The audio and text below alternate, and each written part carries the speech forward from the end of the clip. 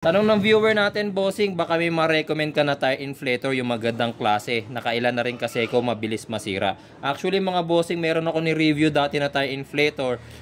More than 4 years ago na, pero nagagamit ko pa hanggang ngayon. Ibig sabihin, talagang matibay siya. Ito mga bossing, oh. Ayan.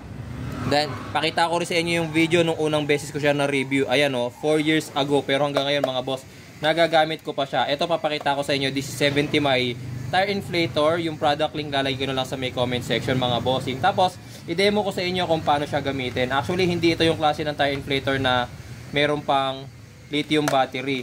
Okay, ito sinasaksak to sa mga cigarette lighter socket natin. Yun nga lang, yung demo car ko is Pajero, nakatanggal yung battery kaya hindi tayo makakapag saksak sa cigarette lighter socket. Ang gagamitin natin itong ano ko, power station. So saksak lang muna natin dyan.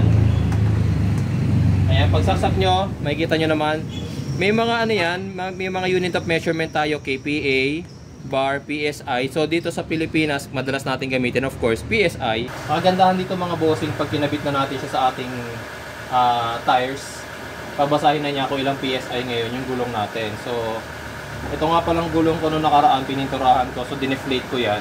Kaya makikita nyo, 0 PSI yan. Tapos, set natin, kagaya nyan, 40 ko siya sinet.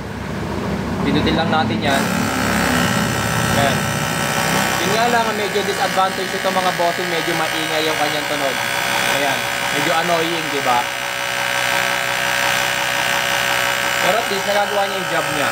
Ayan, malambot pa yung gulong natin. Wait lang natin matapos pa mga bossing.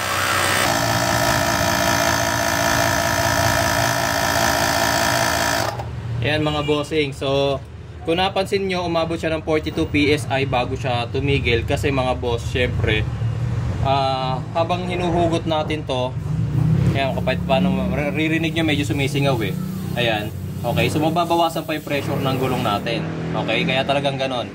Tapos, yun nga lang, dahil nga medyo malaki rin yung ating gulong, medyo matagal niyang na-inflate, inabot din ako ng almost 13 minutes mga boss bago niya na-inflate tong gulong ng Pajero namin mga boss. Okay, so sa mga maghahanap ng matibay na tire inflator, okay, 70 my, kita naman sa itsura kung gaano na siya karaming pinagdaanan mga bossing, di ba? Yung link nasa comment section lang po.